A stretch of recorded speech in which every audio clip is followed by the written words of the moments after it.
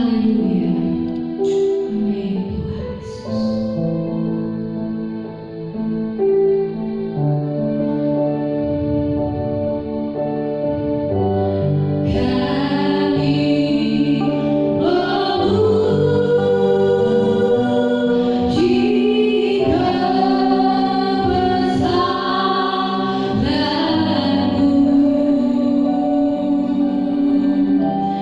Hajat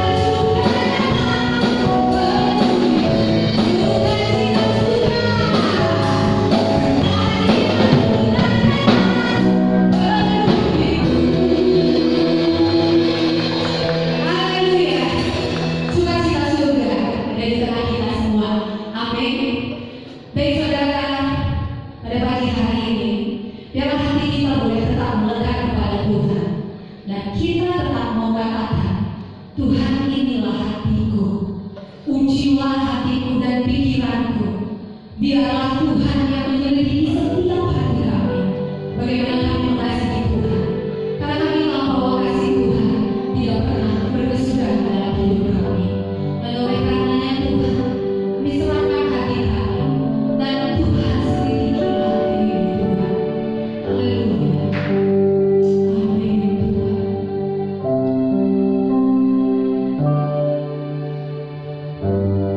Pujilah aku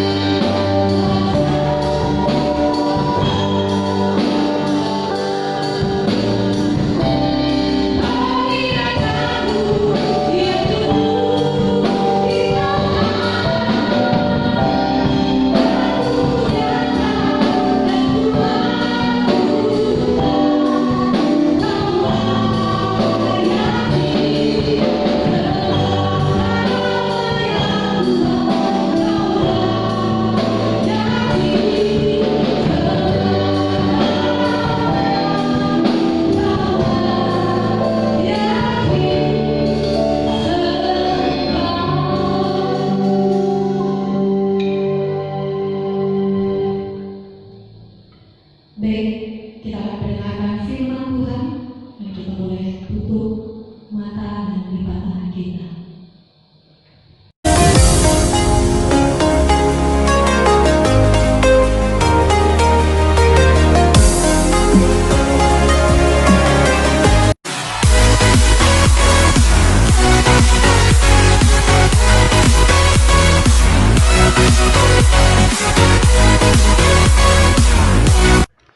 Shalom, selamat pagi Bapak Ibu, Saudara-saudari yang dikasihi Tuhan.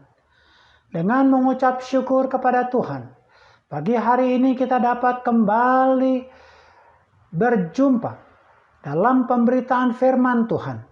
Sekalipun kondisi keadaan kita sangat berbeda dengan sebagaimana biasanya. Bapak Ibu semua ada di rumah masing-masing. Tetapi saya percaya sukacita, damai sejahtera dan berkat Tuhan tidak berkurang. Sebentar kita akan membaca dan mendengarkan firman Tuhan yang terambil di dalam 2 Petrus 3 ayatnya yang ketiga. Saya akan membacakan firman ini. 2 Petrus 3 ayatnya yang ketiga. Yang terutama harus kamu ketahui ialah bahwa pada hari-hari zaman akhir akan tampil pengejek-pengejek dengan ejekan-ejekannya, yaitu orang-orang yang hidup menurut hawa nafsunya. Jadi tema kita pada pagi ini adalah hari-hari terakhir itu. Ini adalah hari-hari terakhir itu. Saudara, banyak orang tidak lagi mempedulikan akan hari-hari terakhir. Banyak orang hanya memikirkan bagaimana lepas dari sakit penyakit, dari virus corona, bagaimana cara mengumpulkan uang, mengumpulkan harta sebanyak-banyaknya, bagaimana caranya mengejar kebahagiaan, apa yang diharapkan, sampai-sampai banyak orang tidak memikirkan tentang keselamatan. Itulah sebabnya dalam kitab 2 Petrus 3 dikatakan, yang terutama harus kamu ketahui ialah,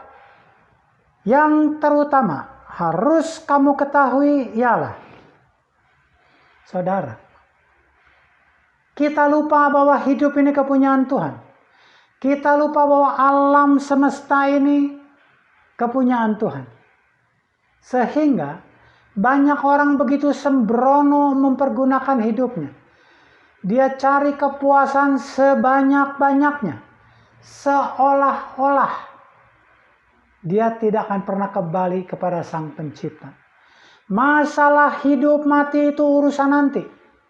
Yang penting sekarang aku berhasil, yang penting sekarang aku untung, yang penting sekarang aku bahagia. Kita lupa, kita semua sudah masuk di masa-masa akhir. Nah, seringkali kita juga meminta tanda daripada Tuhan. Orang-orang Farisi dan orang-orang Saduki meminta tanda daripada Tuhan. Ini tertulis di dalam Matius yang ke-16 yang berbunyi demikian. Matius 16 ayatnya yang ke-1 sampai dengan ayatnya yang ke-4. Kemudian datanglah orang-orang Farisi dan Saduki hendak mencobai Yesus. Mereka meminta supaya ia memperlihatkan suatu tanda dari surga kepada mereka. Tetapi jawab Yesus pada petang hari, karena langit merah, kamu berkata hari akan cerah. Dan pada pagi hari, karena langit merah dan redup, kamu berkata hari buruk. Rupa langit kamu tahu, membedakannya, tetapi tanda-tanda zaman tidak. Angkatan yang jahat ini tidak setia Angkatan yang jahat dan tidak setia ini menuntut suatu tanda, tetapi kepada mereka tidak akan diberikan tanda selain tanda Nabi Yunus. Lalu Yesus meninggalkan mereka pergi. Untuk melakukan segala sesuatu, seringkali kita menuntut tanda daripada Tuhan, apalagi sebagai orang percaya kepada Tuhan. Bagaimana Gideon meminta tanda kepada Tuhan ketika dia diberi kesempatan untuk membawa Israel lepas dari ancaman orang-orang Amalek dan orang-orang Midian. Hal ini seringkali membuat kita pun ikut-ikutan. Tuhan kasih tanda. Apakah usahaku akan lancar? Apakah usahaku akan berhasil? Apakah cita-citaku akan tercapai? Kita lupa untuk memikirkan bagaimana caranya menyenangkan hati Tuhan. Yang kita tuntut, semuanya apa yang berkaitan dengan kepentingan, dengan keberhasilan, dengan keuntungan yang ada pada kita. Itulah sebabnya pada pagi hari ini Tuhan berbicara kepada kita. Yang terutama harus kamu ketahui ialah Tuhan sudah memberi tanda-tanda. Lewat tanda-tanda ekologi, tanda-tanda melalui peristiwa bumi yang berhubungan dengan kita.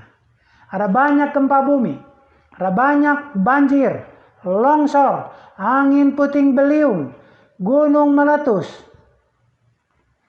Tapi semua kita katakan itu biasa. Dari dahulu juga sampai sekarang itu sudah pernah terjadi. Tetapi pernahkah terjadi tanda-tanda bahwa tanah terbelah, daratan terbelah, jalan-jalan terbelah, mobil, kendaraan, rumah masuk ke dalam belahan bumi itu?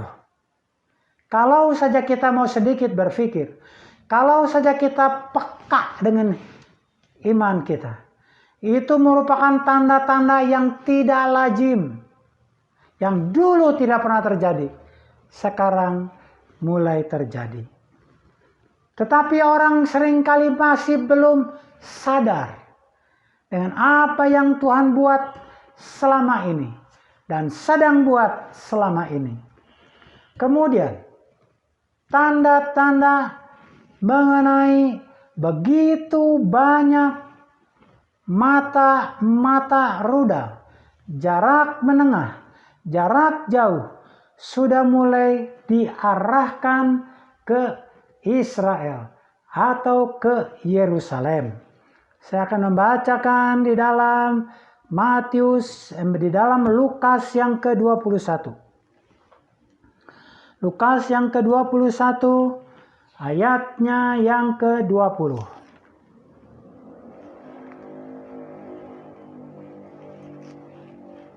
Dikatakan demikian, apabila kamu melihat Yerusalem dikepung oleh tentara-tentara, ketahuilah bahwa keruntuhannya sudah dekat. Banyak orang tidak sadar bahwa apa yang terjadi di Timur Tengah, di Asia Muka, bagaimana bangsa-bangsa sudah mulai mengarahkan rudal-rudalnya ke Israel, ke Yerusalem, ke Tel Aviv. Untuk apa? Untuk menghancurkan satu bangsa, satu negara pilihan Tuhan. Dan Tuhan pernah berfirman, barang siapa mengutuk engkau akan dikutuk Tuhan. Barang siapa yang memberkati engkau akan diberkati oleh Tuhan. Inilah termasuk salah satu tanda di zaman akhir ini.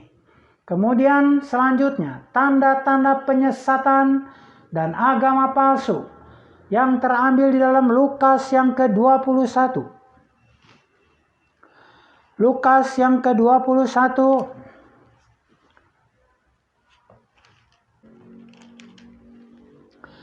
saya akan bacakan Jawabnya, waspadalah supaya kamu jangan disesatkan, sebab banyak orang akan datang dengan memakai namaku. Banyak orang akan memakai namaku, berkata, akulah dia, dan saatnya sudah dekat.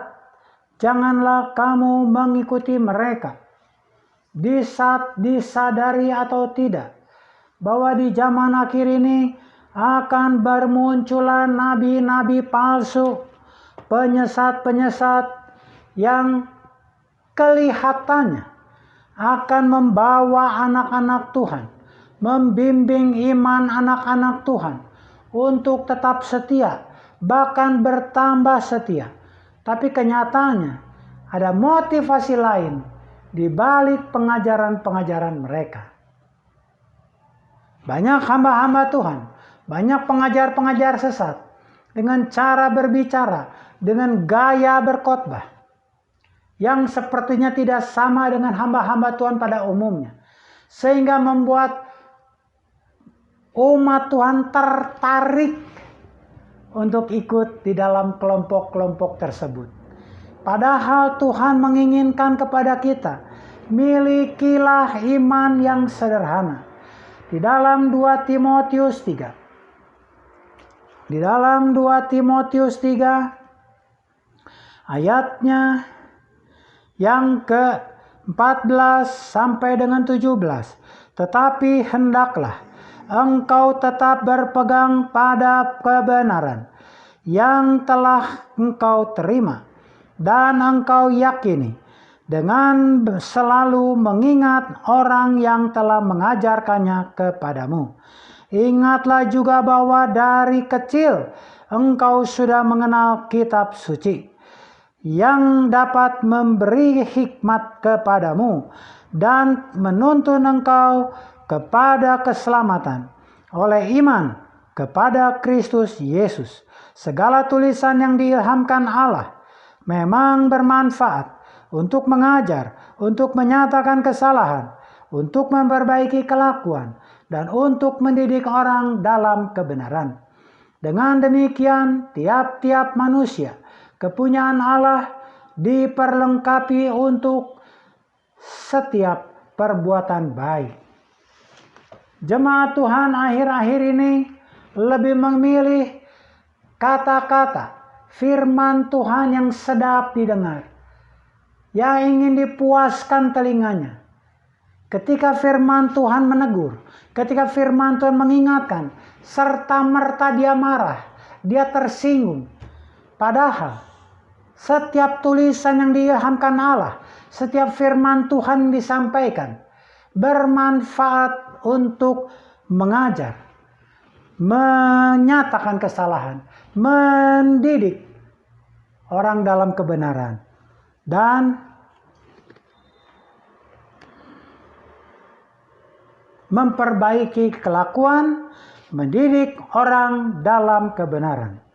Tetapi saya belum pernah mendengar orang Kristen marah, tersinggung oleh ajaran-ajaran sesat, oleh pengaruh-pengaruh iblis, oleh pengaruh-pengaruh dunia yang sudah memporak-porandakan rumah tangga mereka, yang sudah memporak-porandakan bisnis mereka.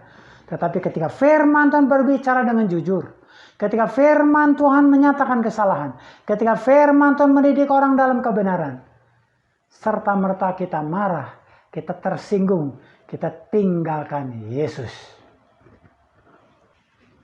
Ya, selanjutnya, tanda-tanda penganiayaan terhadap gereja atau orang Kristen. Sejak zaman dahulu, sudah banyak rasul-rasul, para pengikut Yesus, mati martir, mati demi memberitakan firman Tuhan. Karena kepada kita seperti Rasul Paulus katakan, kalau aku hidup, hidupku adalah Kristus. Kalau aku mati, mati adalah keuntungan. Tidak ada satu orang pun yang hidup untuk dirinya sendiri. Kalau dia hidup, hidup untuk Kristus. Kalau dia mati, mati juga untuk Kristus. Tetapi seringkali kita takut mengalami ancaman dan aniaya.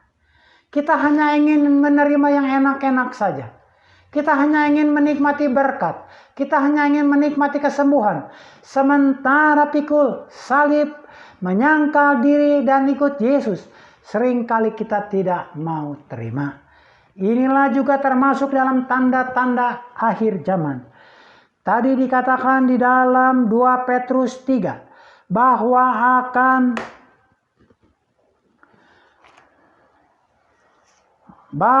sebab pada akhir-akhir terakhir yang terutama harus kamu ketahui ialah bahwa pada hari-hari zaman akhir akan tampil pengejek-pengejek dengan ejekan-ejekannya, yaitu orang-orang yang hidup menurut hawa nafsunya. Kita tidak suka dicemooh. Kita tidak suka untuk dilecehkan. Kita tidak suka untuk direndahkan. Padahal berapa banyak orang yang menghina Yesus mau datang ke dalam dunia.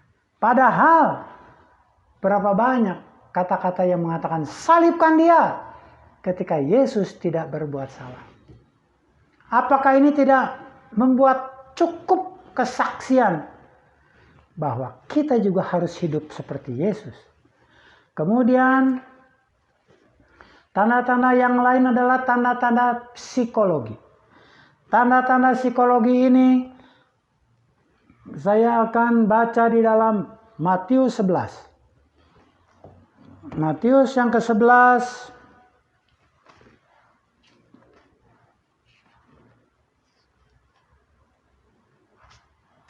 ayatnya yang ke-15 sampai 19. Dengan apakah akan kuumpamakan angkatan ini? Mereka itu seumpama anak-anak yang duduk di pasar dan berseru kepada teman-temannya, kami meniup seruling bagimu, tetapi kamu tidak menari. Kami menyanyikan kidung duka, tetapi kamu tidak berkabung. Karena Yohanes datang, ia tidak makan dan tidak minum. Dan mereka berkata, ia kerasukan setan. Kemudian anak manusia datang, ia makan dan minum. Dan mereka berkata, lihatlah, ia seorang pelahap dan peminum, sahabat pemungut cukai dan orang berdosa. Tetapi hikmat Allah dibenarkan oleh perbuatannya. Saudara, berapa banyak orang yang tidak bisa datang ke gereja? Berapa banyak orang yang tidak bisa melayan lagi Tuhan? Kalau ada sesuatu yang dianggapnya jauh lebih menarik, jauh lebih menguntungkan, jauh lebih memuaskan dagingnya daripada 2 jam datang beribadah kepada Tuhan. Begitu banyak alasan kita untuk tidak bisa hadir. Ngantuklah, capeklah, bosanlah. Padahal untuk mengejar keuntungan, untuk mencari nafkah, kita rela tinggalkan rumah sejak subuh. Bahkan bermalam-malam kita tidak kembali ke rumah. Hanya untuk mencari sesuatu yang fana. Kesenangan jasmani yang fana. Padahal firman Tuhan bilang, mengapa kamu mencari hal-hal yang fana dan yang kelihatan? Yang fana dan yang kelihatan ini semuanya bersifat sementara. Tetapi carilah hal-hal yang tidak kelihatan, yang ada di surga. Semuanya akan kekal, akan menjadi bagian kita. Nah, banyak orang Kristen yang tidak peduli, yang acuh tak acuh. Kalau situasi aman, kalau situasi tentram, kalau usaha bisnis lancar, tak pernah terpikirkan oleh kita untuk sungguh-sungguh datang beribadah kepada Tuhan. sampai datang masalah, sampai datang persoalan, baru kita mencari Tuhan. Kita masih ingat dengan peristiwa 5 gadis yang bodoh dan 5 anak dara yang bijaksana. Anak dara yang bijaksana, dia mau berlelah-lelah, dia mau melakukan hal-hal yang cukup merepotkan, membawa pelita dengan minyak. Sementara gadis yang bodoh berkata, untuk apa bawa minyak? Pelita juga sudah cukup. Buat apa rajin-rajin amat ke gereja? Buat apa setia-setia sekali beribadah? Sekali seminggu juga cukup. Sekali setahun juga cukup. Yang penting, pendeta lihat saya datang. Pendeta majelis lihat saya hadir. Tuhan tidak melihat kehadiran kita yang asal-asalan. Tuhan melihat kita punya hati. Baru sampai pintu tertutup, baru 5 anak dara yang bodoh, dia terpaksa untuk tidak bisa masuk ke dalam pesta perjamuan anak domba. Ada lagi tanda-tanda yang sedang terjadi, bagaimana gereja-gereja tanpa kasih Kristus. Firman Tuhan katakan kasih kebanyakan orang sudah menjadi dingin. Orang Kristen, gereja, pendeta hanya mementingkan diri sendiri. Hanya mementingkan seberapa banyak dia boleh mendapatkan persembahan dan persepuluhan. Dengan berbagai macam cara, dia tarik, dia kumpulkan orang-orang yang potensi, yang bisa menopang pelayanannya. Pelayanannya bukan lagi murni untuk memuliakan nama Tuhan, tetapi pelayanannya semata-mata hanya karena uang. Sampai hari ini berakhir, orang-orang ini akan menyesal. Diberi kesempatan sekian lama, dia tidak lakukan kesempatan itu dengan sebaik-baiknya. Nah, setelah kita mengetahui tanda-tanda hari-hari terakhir, sebagai orang percaya kepada Tuhan, apa yang harus kita perbuat? Menyikapi keadaan akhir-akhir ini. Ada beberapa perkara yang saya mau sampaikan kepada jemaat. Pertama, bertobat. Bertobat, berhenti melakukan perbuatan-perbuatan yang tidak berkenan kepada Tuhan. Tuhan tahu kita perlu bekerja. Tuhan tahu kita perlu uang. Tuhan tahu kita perlu bahagia. Tuhan tahu kita membutuhkan sukacita. Tapi kata Tuhan, carilah dahulu kerajaan Allah dan kebenarannya, maka semuanya akan ditambahkan. Bertobat dari mementingkan diri sendiri.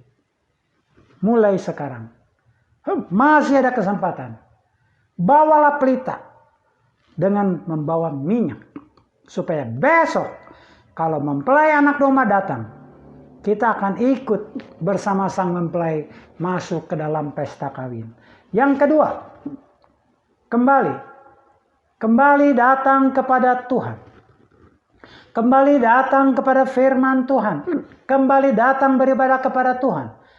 Karena pemazmur Daud katakan, Tuhan itu tempat perlindungan dan benteng yang teguh. Tidak ada tempat yang paling nyaman di kolong langit ini untuk menyelamatkan kita. Banyak orang bersandar kepada harta, banyak orang bersandar kepada kekayaan, banyak orang bersandar kepada relasi, banyak orang bersandar kepada anak-anaknya, menantu-menantunya, cucu-cucunya. Dan orang-orang seperti ini suatu ketika dia akan menyesal. Harta tidak bisa menolong kita. Pangkat, jabatan, kekayaan, uang yang banyak tidak bisa menolong kita. Kita sudah mendengar banyak kesaksian. Ada orang kaya sekali. Kalau sudah waktunya, dia akan pulang. Tetapi ketika kita berlindung kepada Tuhan, Tuhan akan menjadi perlindungan. Tuhan yang akan membuat kita hidup tenang bersama dengan Tuhan. Sampai kepada harinya Tuhan. Dan yang terakhir, hiduplah dalam kekudusan. Pertama bertobat. Kedua kembali datang kepada Tuhan.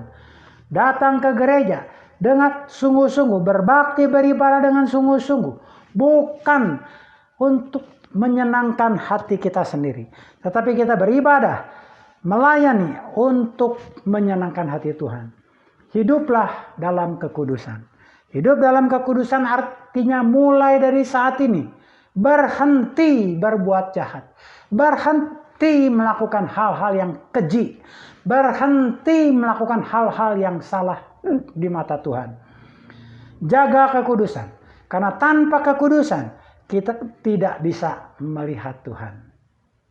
Sekarang ini untuk kita hidup benar, kita kembali ke dalam rencana Tuhan, kita hidup kudus, mungkin akan mendapatkan ejekan-ejekan. Seperti firman Tuhan katakan, tetapi suatu ketika kelak, firman Tuhan akan membela kebesaran namanya. Orang yang berlalah, orang yang mau menyangkal dirinya, orang yang mau memikul salibnya, dia akan menikmati hari-hari indah bersama dengan Tuhan. Kesimpulannya, jadilah orang-orang yang berhikmat dan bijaksana. Janganlah kita hanya mengurus kepentingan-kepentingan yang fana, yang kelihatan. Karena semua yang fana dan yang kelihatan hanya sementara. Tetapi pikirkanlah, kerjakanlah untuk mengerjakan pekerjaan-pekerjaan yang di atas. Jangan kita hidup seperti orang fasik yang hanya memikirkan diri sendiri, yang hanya bisa mengajarkan kepada orang lain, sementara dia tidak memberlakukan firman itu di dalam kehidupannya. Akhirnya firman Tuhan kembali mengingatkan kepada kita. Ini adalah hari-hari terakhir itu. Marilah kita waspada, kita siap sedia. Kita tinggalkan hidup kita yang lama. Selagi kesempatan masih ada. Terima kasih. Tuhan Yesus memberkati. Mari kita berdoa. Bapa di dalam surga, kembali kami datang kepada Tuhan, mengucap syukur dan berterima kasih. Karena Tuhan telah izinkan kami untuk mendengarkan sebagian daripada firman Tuhan. Biarlah apa yang sudah kami dengar boleh mendapat tempat yang terbaik dalam hidup dan hati kami. Supaya kami boleh berlaku bijak sementara kami hidup dalam dunia ini.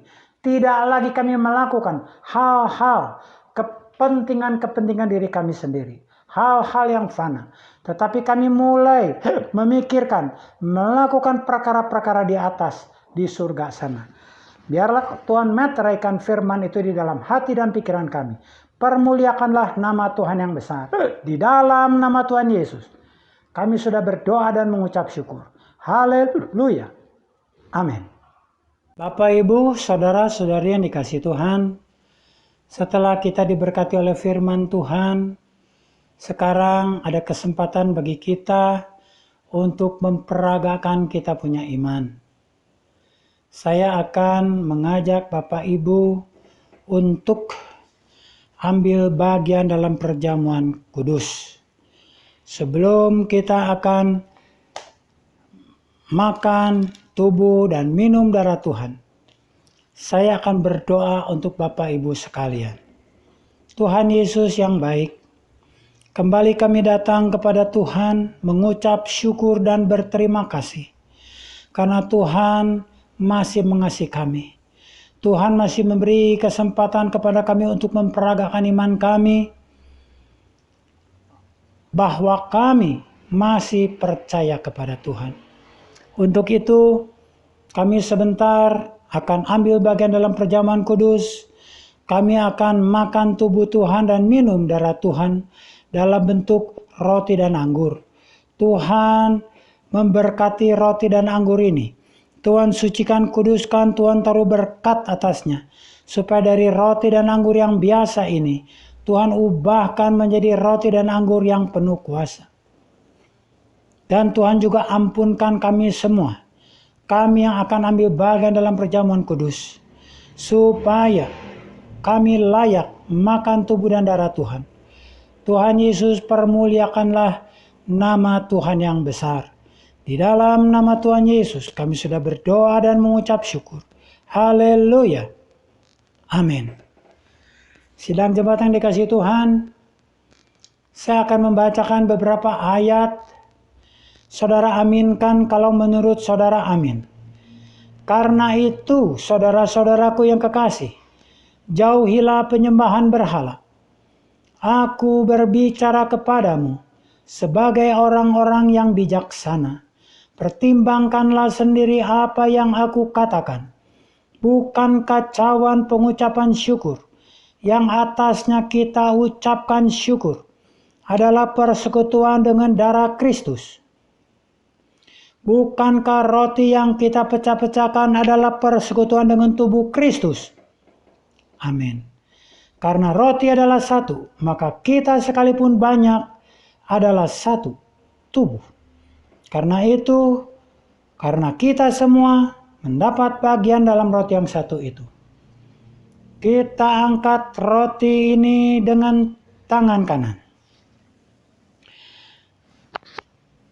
Sebab apa yang telah kuteruskan kepadamu, telah aku terima dari Tuhan, yaitu bahwa Tuhan Yesus pada malam waktu ia diserahkan mengambil roti, dan sesudah itu ia mengucap syukur atasnya.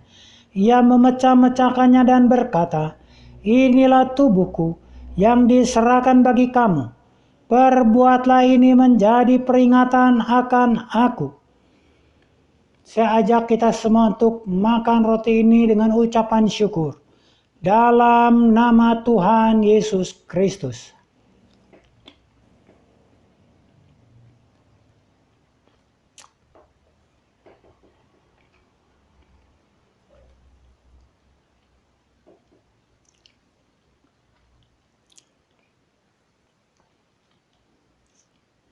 Haleluya.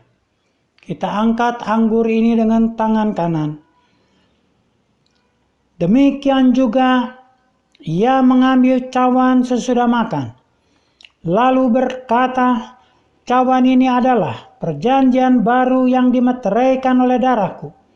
Perbuatlah ini setiap kali kamu meminumnya, menjadi peringatan akan aku. Sebab setiap kali kamu makan roti ini dan minum cawan ini, kamu memberitakan kematian Tuhan sampai ia datang. Mari kita minum anggur pada cawan ini dengan ucapan syukur dalam nama Tuhan Yesus. Haleluya.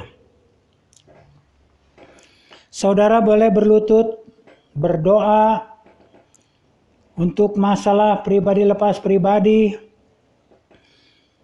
Nanti sebentar saya akan berdoa untuk saudara. Bapa di dalam surga, puji dan syukur kehadirat-Mu, yang adalah Allah yang maha baik, Allah yang masih memelihara iman kami. Di tengah-tengah keterbatasan iman kami, Tuhan masih mau menjaga, melindungi, menopang kami.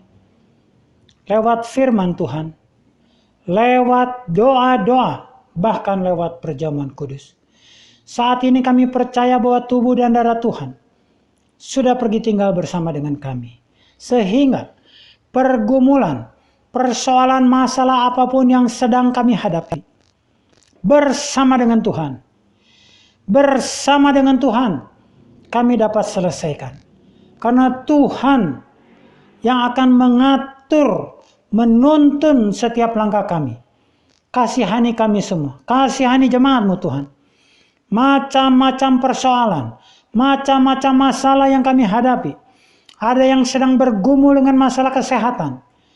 kami berseru semua jemaat Tuhan yang tidak kami sebutkan satu persatu, yang mengalami sakit penyakit, di dalam nama Tuhan Yesus, Tuhan jamah, Tuhan sembuhkan, Tuhan ampuni. Kalau kami datang dengan masalah beban pergumulan, masalah keluarga, Tuhan melihat rumah tangga kami, hubungan kami dengan suami, hubungan kami dengan istri, hubungan kami dengan orang tua dengan anak, menantu dengan mertua, adik dengan kakak. Kalau selama ini terjadi gesekan-gesekan yang belum bisa kami selesaikan, kami serahkan ke dalam tangan Tuhan. Lewat tubuh dan darah Tuhan yang sudah pergi tinggal di dalam kami ini, mampukan kami melakukan hidup ini sesuai dengan kehendak dan rencana Tuhan. Kalau kami sedang mengalami masalah dalam hal ekonomi, Tuhan kasihani jemaat-Mu. Di tengah-tengah situasi ekonomi yang semakin lemah, katanya, ditambah lagi dengan situasi virus corona, ditambah lagi dengan ditertibkannya orang-orang tidak sembarang keluar dari rumah kalau tidak terlalu perlu, tentu akan menambah sulit bagi jemaat. Tetapi kami memandang kepada Tuhan Allah sumber segala berkat, Allah sumber segala pertolongan, supaya di dalam nama Tuhan Yesus, usaha, pekerjaan, bisnis anak-anak Tuhan, baik yang di Sukabumi, yang di luar kota, semuanya Tuhan berkati. Tuhan buka jalan baru, Tuhan buka pintu berkat baru untuk setiap jemaat-Mu, supaya tubuh jasmani kami dan tubuh rohani kami boleh terpelihara. Terima kasih Tuhan. Terima kasih, ke dalam tangan-Mu hamba serahkan setiap jemaat-Mu di rumah mereka masing-masing, supaya iman kami tetap terpelihara, supaya kami tetap bersatu untuk memuji, menyembah, dan mempermuliakan nama Tuhan. Di dalam nama Tuhan Yesus kami sudah berdoa dan mengucap syukur. Haleluya. Baik, kita akan akhiri ibadah kita pagi hari ini. Sementara kita berpisah